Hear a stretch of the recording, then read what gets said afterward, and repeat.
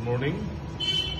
আজি আপোনালোকে সকলোৱে জানে 5 ছেপ্টেম্বৰ মানে শিক্ষক দিৱস। গতিকে আমাৰ আজি এটা জীৱৰ এটা এনেকুৱা পৰিৱেশ হয় প্ৰত্যেক বছৰে 5 ছেপ্টেম্বৰৰ দিনাখন।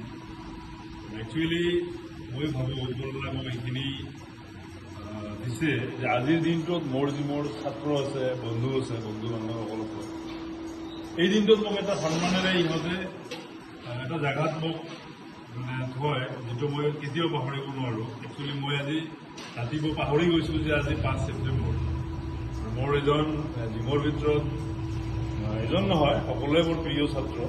সিহঁতে মোক ফোন কৰি আছিল যে ছাৰ আপুনি আহিব লাগিব, সোনকালে আহক। মই কিন্তু ভাবিছোঁ যে দেৰিকৈ যাম বা নাযাম, কিন্তু সিহঁতে মাতি আছে যাব লাগিব। যিয়ে নহওক আজি 5 ছেপ্টেম্বৰ ইহঁতে আমি কেক কাটিম আমাৰ জিমত। সকলোকে মই আমাৰ জিমৰ সকলো ছাত্ৰক মোৰ ফালৰ পৰা ধন্যবাদ জ্ঞাপন কৰিছোঁ, আৰু ইহঁতৰ যাতে ভৱিষ্যত উজ্জ্বল হয় তাৰে কামনা কৰি এতিয়া আমি কেক কাটিম। আকৌ সকলোকে মই ধন্যবাদ জ্ঞাপন কৰি আজি শিক্ষক দিৱস আমি উপভোগ কৰিম। ধন্যবাদ।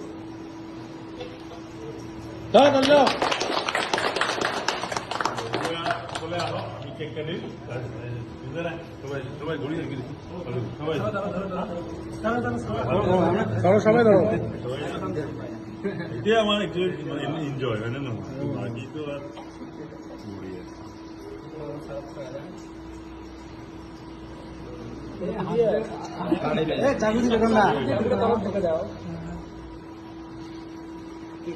কাটে নাই নাকি? কাটে নাই সামনে কেকটা কাটে নাই কিছু ডাক্তার মনে গল্প আবুল দেবে।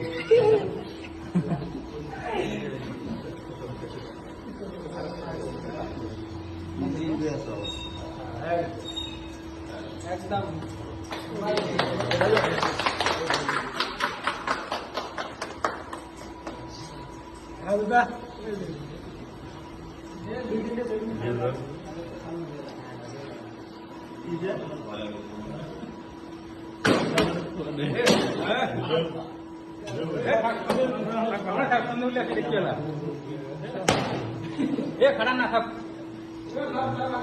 ভাল লাগছে রে একটা। সবাই সবাইকে খাওয়া দাও মহব্বত আমার জন্য এটাই মজা। সবাই সবাইকে খাওয়া দাও